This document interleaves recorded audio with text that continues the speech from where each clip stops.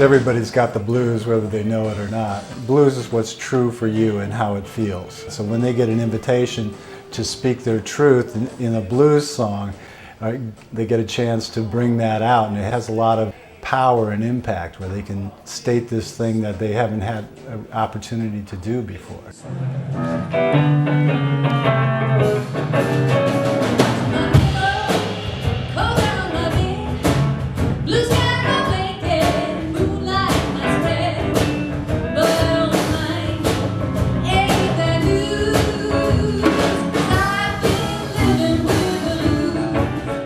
We ask Face the Music to come in because they provide an experience. People really feel like they can access different parts of themselves, and when you do that, then you actually hear things differently. So the same old that they would normally experience in any training sounds just a little bit different.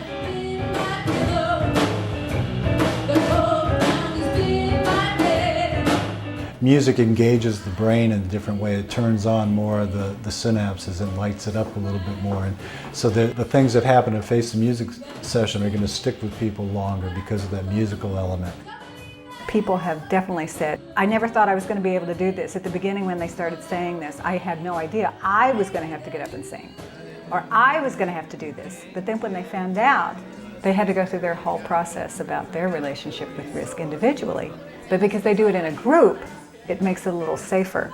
And then they went and did it together, and that's what they feel like afterwards. They feel like they've overcome something that they never, ever would have thought they would ever been able to do before.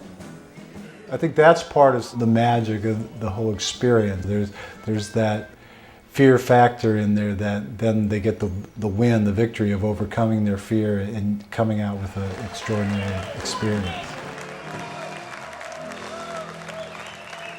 I had a client once, a huge pharmaceutical company, and they had just merged with another company. And so they had this big meeting in Baden, Germany. And one of the things that we did was hire Face the Music.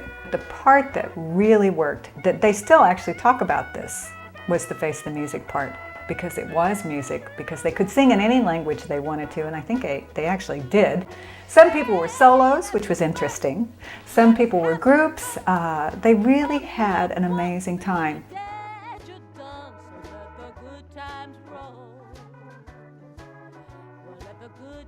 And it really did provide an opportunity to practice teamwork. I mean, you really did have to cooperate in the writing of the song. So it accomplished all the goals that we had. Absolutely. Oftentimes with 80 or so laureates from around the globe, there are cultural differences. You know, people are more comfortable with certain presentation styles as opposed to others. But I think this sort of thing had enough levity that people could sort of not take themselves so seriously and sort of get into it and really have a good time, which is what I saw when I saw people up there singing their songs. People really seem to get into it. Everyone walked out of here having a great time tonight, and that's what's the most important part of it. They had a great time, but they learned, and there was a bit more bonding that went on with the group. Everybody felt like it's a real bonding experience. And then the lyrics themselves that particular process of writing the lyrics was very important because it gave people an opportunity to look at what were the issues that were common among the group. And so the issues are very, very clearly stated in the lyrics. If the organization chooses to, they can really find out what's going on. Play me cheap, I got 50 cents more that I'm gonna keep. So let the good times roll. I think one of the main benefits of Face the Music is freeing up and aligning organizational energy.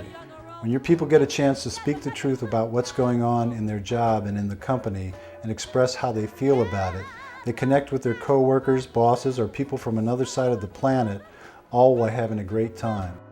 It's about pushing your boundaries. It pushes you just a little outside that comfort zone to have you kind of open up